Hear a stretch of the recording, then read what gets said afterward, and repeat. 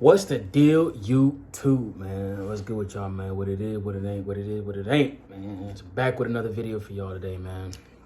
So check it. I'm bringing this video to y'all because it was requested. Somebody actually requested this video, and basically the person had asked me to make a video about like my training, how the training goes, the whole process, how it was with my trainer, and basically how I got to where I am right now with Swift. So look, I'm gonna give it to y'all from the beginning to the end because I got time.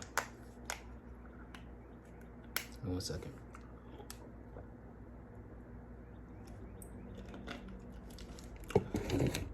So I started my process on November 16th. November 16th. My recruiter's name was Wendy Chambers. Basically, I got in contact with the recruiter from Swift, and they asked me what I was looking for with the company and where I was trying to be and whatever, what I was looking for. So I told her first, okay, so when I was first asked, being on a dedicated account wasn't what I asked for in the first place, if that makes sense. When I first spoke to a recruiter from Swift, I told them my interest with the companies was over-the-road reefer. I wanted to go over the road, and I wanted to reefer refrigerated, for y'all who don't know. And I heard that made the most money, and I was all about the money at the time, which I still am. I am still all about the money, but I was all about the money at the time. I heard reefer made the most money. So yeah, I told her I was interested in doing reefer over the road. And she was like, yeah, we can get you in. She asked me a couple questions, basically you applying for a job. It's basically you applying for a job. She asked me a couple questions. Then she basically gave me the available days. Because around that time, COVID was still kind of at its peak. So in-person classes and in-person training was still being I guess you could say monitored. I wouldn't want to use the word. I don't want to use the word monitor. I wouldn't say monitored, but it was still on high alert. So it was getting me into a classroom to sit down and take the first part of the whole process. Took about a month on its own, a month and a half at least. When I first spoke to the recruiter, I think it was in October of 2020 or late September, early October is when I started talking to recruiters from Swift. And she had told me that the first class that she had available for me to start was on November 16th. So I was like, that's fine. I was working a little warehouse job that I hated the whole time. I literally had to do I was literally at that job for like 3 weeks before I ended up quitting and starting with Swift. But so I waited my 3 weeks. I went out there. She told me, well, first what I had to do. The first part was it was a virtual class that I had to take. So the virtual class started on November 16th, but she said that I couldn't be working or I couldn't have a job. I couldn't be doing anything. I had to be home because I was gonna be doing the class from my house. So basically I had to get on the laptop and get on this basically big group chat class thing with a whole bunch of other people that are trying to drive for Swift or other companies. I believe it was other companies there too. And the course was mainly for students that didn't have the permit already. I already had my permit, so the class was really pointless to me. So I just really logged in every day and just sat there, listened, got more information that I didn't get when I first got my permit, and I just took the information in basically for the first week because the class was a week. So I did the class for a week. I graduated that.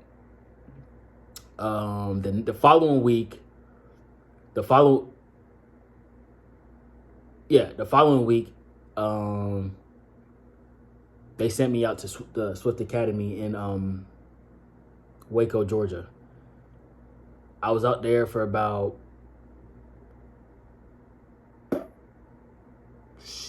I want to say 2.5 weeks, just about 2.5 weeks. I was out there. They paid for it. They paid for my bus ticket. I got on a bus and I rode down there, and I got picked up from the bus station and taken to a hotel room. They paid for the hotel room.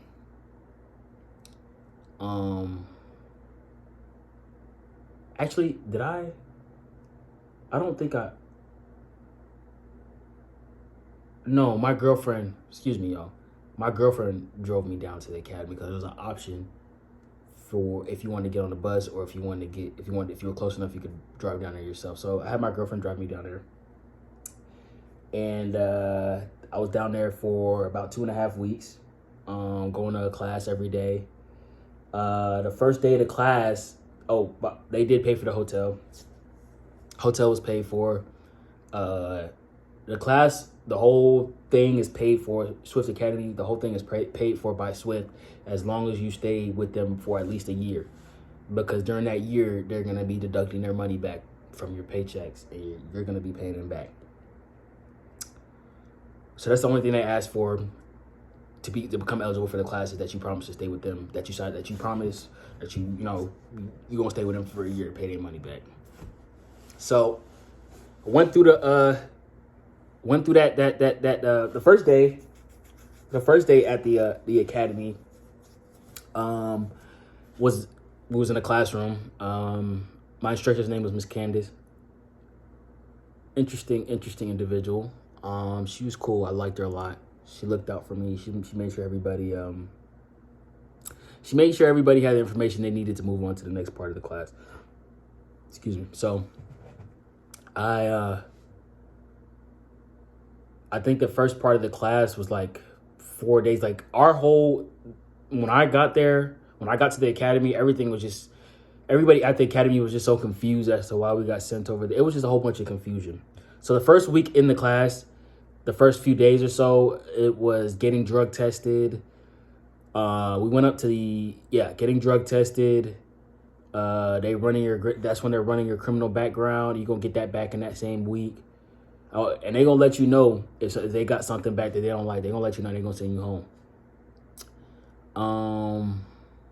What else did we do? I really don't remember a lot that I did that week, y'all. I ain't going to lie to you. I was just so happy to get in there and get out. I think I remember one day during that week, we actually ended up going to the clinic where they do the drug test or whatever. And we ended up staying at that clinic all day long. We was at the clinic. We was at the clinic all day long, man. I couldn't even believe, when we first got to the clinic, because majority of the people in my class were black. So in the town that the academy's in is I guess you could say it's a white, predominantly white town. So everybody at the clinic was mostly white. So when they seen a van full of black people show up to get drug tested, they all kind of looked at us funny and treated us differently. And when we first got there, they told us we had to wait outside because there was no seats inside, when we were clearly looking inside and seeing seats inside there in the clinic. So, that was that. We went through that day. We also had to do physicals while we were down there, DOT physicals. So basically, the first week is getting ready, essentially to be a truck driver, to be put in truck driver status, if that makes sense. Like the DOT physicals, the drug test, the basic information you're gonna get. Like, we basically went over safety stuff in the classroom. We went over how to do paper logs in the classroom. That was one of the things we had to actually master and get tested on before we graduated the classroom section of the class.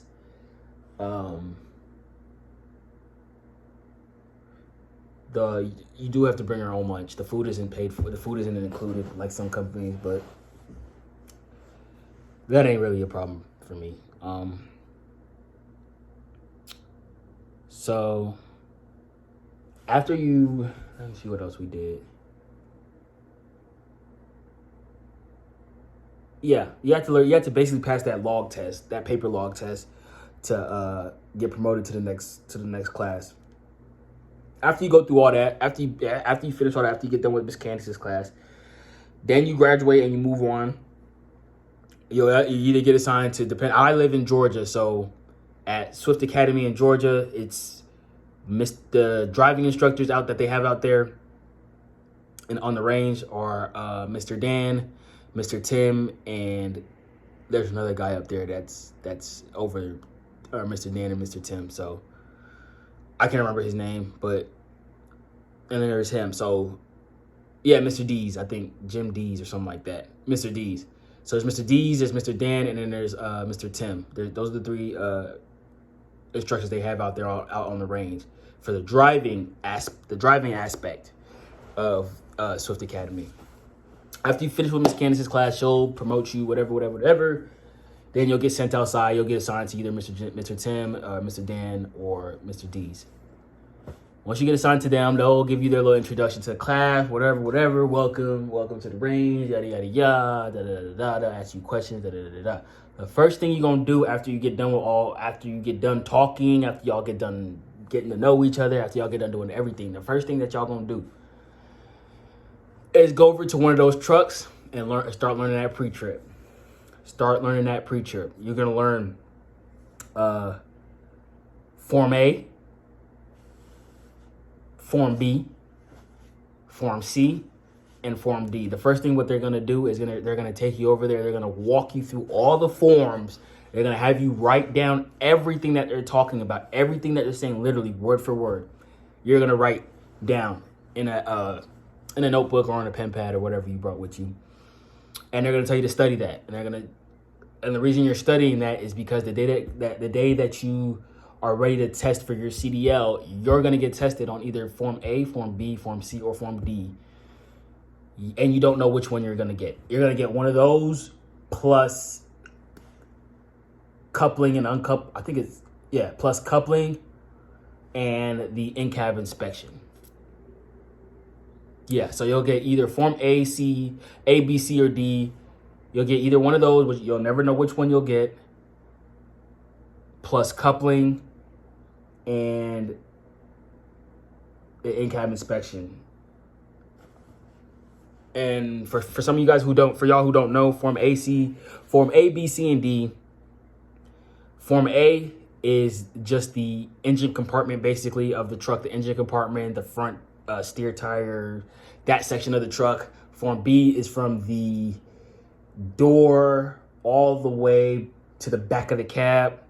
So the door, the mirrors, the steps, the door seal, everything on the side of the cab everything that has to do with the side of the cab is Form B. Form C is from the back of the cab to the end of the drive tires, I believe. So everything in between the back of the cab and the drive tires. And believe me, y'all, there's some stuff. There's a lot of stuff to know. So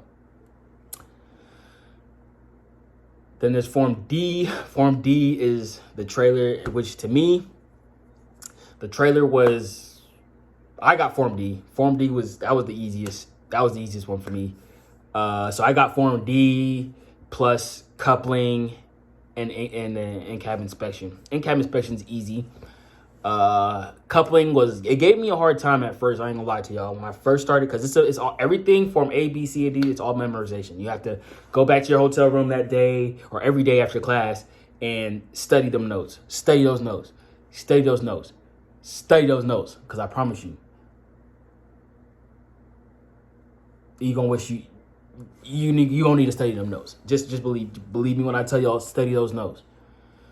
So the coupling and I got the in-cab inspection already. The in-cab inspection wasn't that hard for me. It was really coupling that I struggled with memorizing, and the other forms. I think that the easiest form for me, like I already said, was D, but I struggled with Form C. Form C was pretty hard for me, and I struggled with a little bit of Form D. Form D is pretty easy though.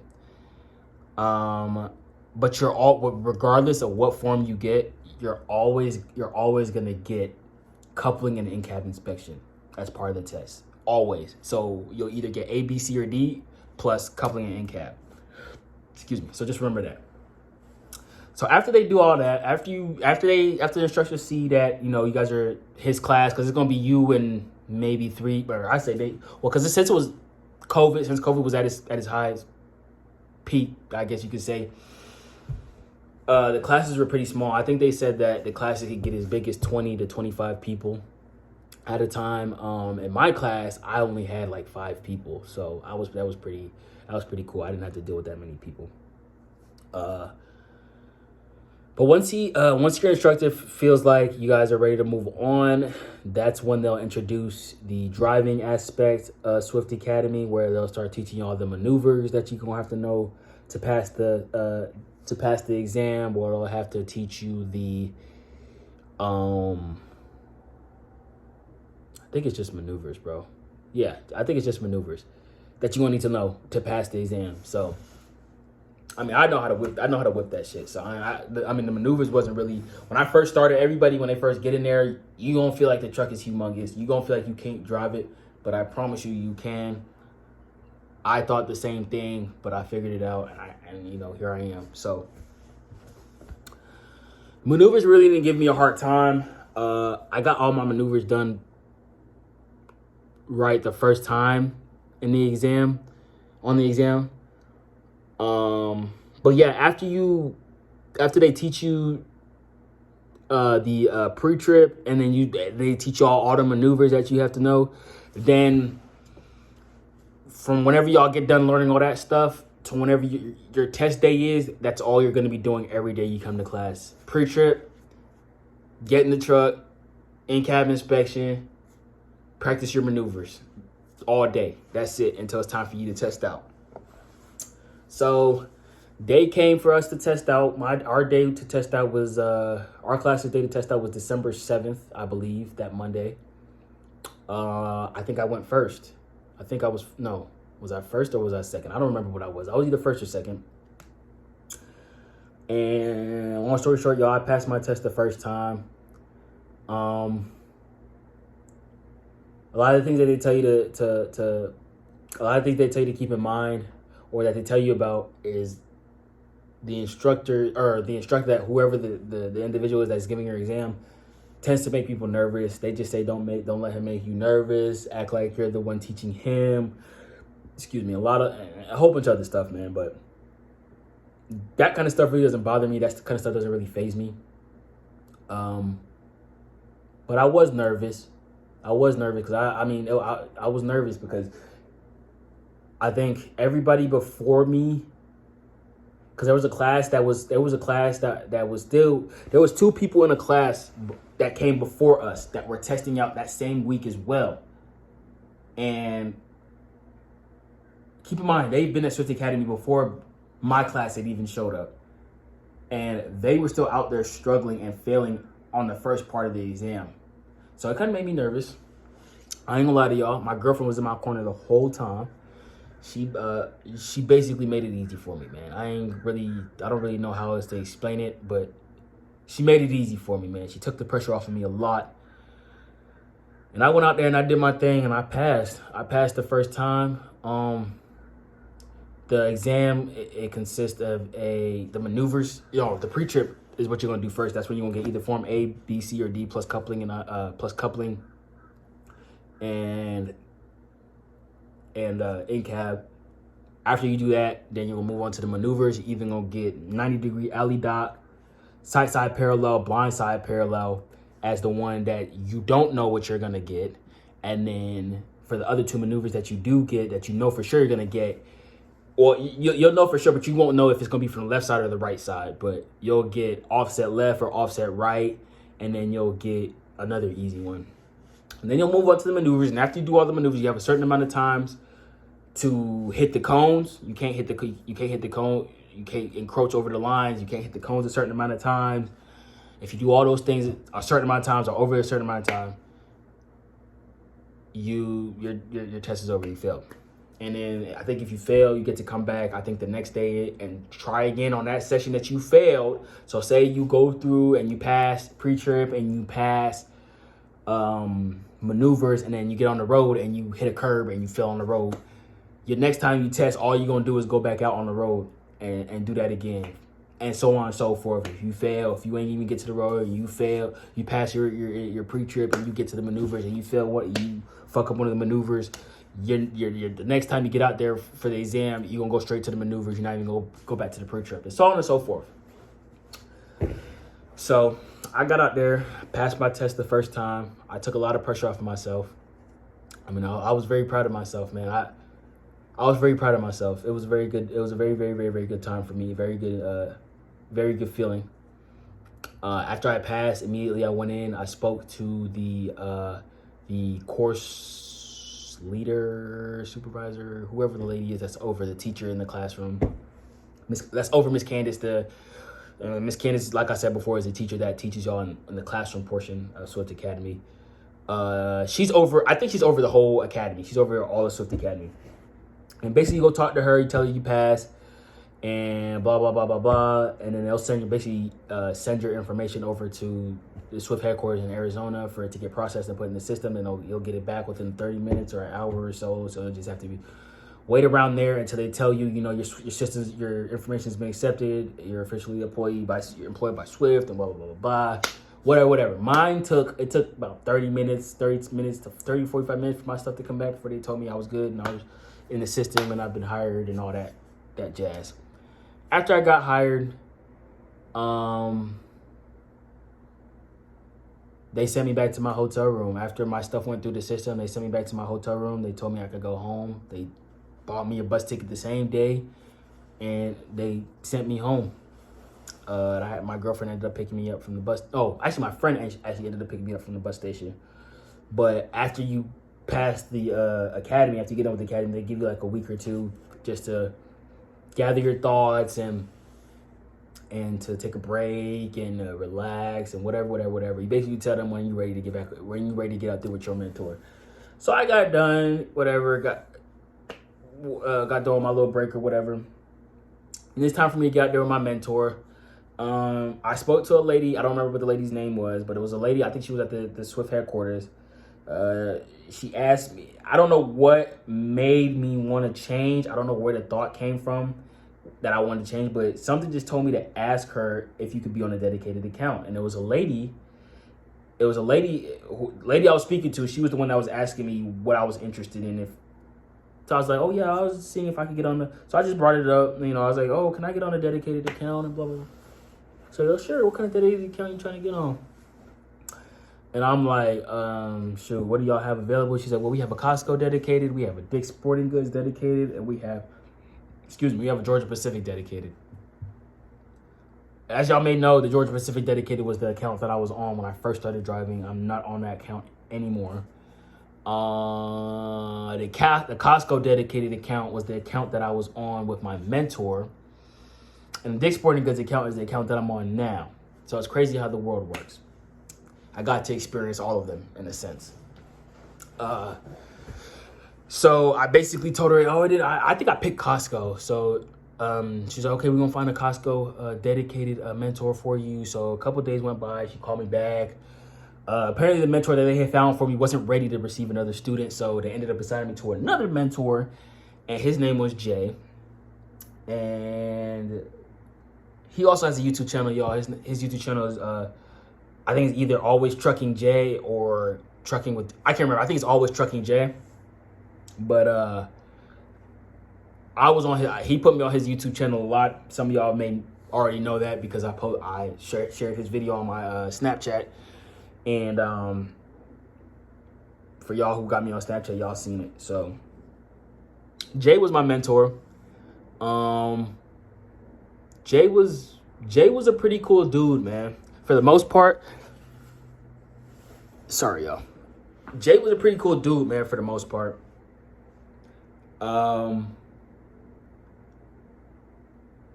He taught me everything that I needed to know to be a truck driver in the real world. He taught me everything that I needed to know, everything that was important. He gave me a couple pointers. You know, he did what he was supposed to do. He got me ready, because you're going to have to take another test before they let you go solo. You got to take another test before you go solo. And, you know, being on the truck with him, I mean, it wasn't that bad. For me, I really just like my own space. So that was really the only thing that was really I really had to compromise was my space.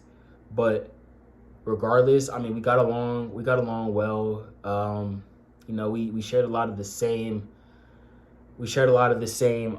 Hobbies, a lot of the same. We liked basically the same age. He was 23, I'm 21. You know, we were very close in age and likes, and you know, we were close, bro. So we got cool. To this day, I mean, I still got his number. We still talk every day, almost every day, every other day. He still calls me. I still call him if I have questions about any situation that I'm in while I'm driving, whatever, man. He's always been there for me. He's always there for me when I need him. That's one thing that I can say my mentor kept his promise with. But yeah, man. Once you get done with your mentor, I think they're gonna tell you, they'll tell you you're gonna be on the truck with your mentor for at least 200 driving hours. Sometimes they'll let you test out at 190 driving hours or 195 or something like that, depending on who your mentor is and whatever. So don't quote me on that. Don't take my word for it. But that's the situation that I found myself in. But yeah, man, I got done with my mentor. We ended up going to the Greer terminal in South Carolina, and I ended up testing out there, man. I tested out there. As soon as I got done testing out, as soon as I passed, I had to take a written test, and I had to take a road test again. The road test wasn't that bad. The written test wasn't that bad either. Yeah, man, after I passed all that, they assigned me a couple of trucks that I could go look at, pick my truck, and I became a solo driver, man. So, and then I started on the Georgia Pacific account that following week. So I had another week after that to rest. So, I mean, all in all, man, it's a pretty lengthy process nonetheless, but you know, it gets you what you want. You know, if you actually put the time and you put the work and you put the effort in, you're gonna get what you came for, man. And that's how come I'm where I am today, because I trusted myself and I trusted Swift and I trusted the process. So yeah, man, I think that's gonna be it for this video, y'all. It's pushing 30 minutes. I've been talking for a minute, so I'm gonna holler at y'all, man. I think I got another video from the load that I took down to Coral Springs and Boca Raton. I got a video that I'm gonna be putting out probably today. I'm working on it right now, but y'all gonna get that, and y'all gonna probably get this one right after that. Don't quote me on that either, but yeah, man, y'all stay safe, man.